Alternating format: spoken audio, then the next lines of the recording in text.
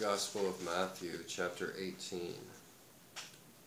At that time the disciples came to Jesus and asked, "Who is the greatest in the kingdom of heaven?" He called a little child and had him stand among them, and he said, "I tell you the truth, unless you change and become like little children, you will never enter the kingdom of heaven. Therefore, whoever humbles himself like this child is the greatest in the kingdom of heaven. And whoever welcomes a little child like this is in my name welcomes me. But if anyone causes one of these little ones who believe in me to sin, it would be better for him to have a large millstone hung around his neck and be drowned in the depths of the sea. Woe to the world because of the things that cause people to sin. Such things must come, but woe to the man through whom they come. If your hand or your foot causes you to sin, cut it off and throw it away.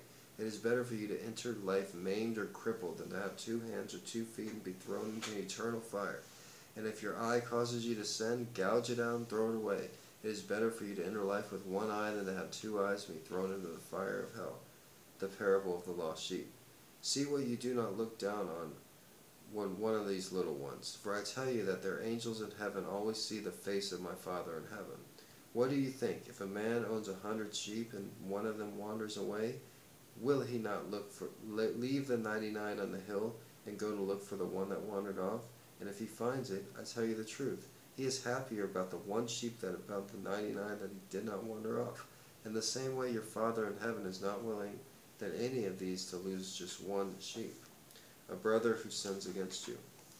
If your brother sins against you, go and show him his fault, just between the 2 of you. If he listens to you, you have won your brother over. But if he will not listen, take 1 or 2 others along, so that every matter may be established by the testimony of 2 or 3 witnesses. If he refuses to listen to them, tell it to the church, and if he refuses to listen even to the church, treat him as you would a pagan or a tax collector.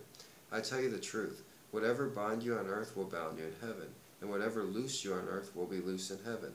Again, I tell you that if 2 of you earth agree about anything you ask for, it will be done for you by my Father in heaven. For where 2 or 3 come together in my name, there am I with. The parable of the unmerciful servant. Then Peter came to Jesus and asked, "Lord, how many times shall I forgive my brother when he sins against me? Up to 7 times? Jesus answered, "I tell you, not 7 times, but 77 times. Therefore the kingdom of heaven is like a king who wanted to settle accounts with the servants. As he began the settlement, a man who owed him 10,000 talents was brought to him. Since he was not able to pay, the master ordered that he and his wife and children and all that he had be sold to repay the debt. The servant fell on his knees before him. 'Be patient with me,' he begged, 'and I will pay back everything.' The servant's master took pity on him, canceled the debt, and let him go. But when that servant went out, he found one of his fellow servants who owed him 100 denarii. He grabbed him and began to choke him. 'Pay back what you owe me,' he demanded. His fellow servant fell to his knees and begged him, 'Be patient with me and I will pay you back.' But he refused. Instead, he went off and had the man thrown into prison until he could pay the debt. When the other servants saw what had happened, they were greatly distressed and went and told their master everything that had happened. Then the master called the servant in. 'You wicked servant,' he said, 'I canceled all that debt of yours because you begged me to. Shouldn't you have had mercy on your fellow servant just as I had on you?' In anger, his master turned him over to the jailers until he should pay back all he owed. This is how my heavenly Father will treat each of you unless you forgive your brother from your heart." Well, it says forgive him 77 times. What happens on the 78th time? Are you supposed to forgive your brother then? Yes, I suppose you are. And I forgive my brother over and over.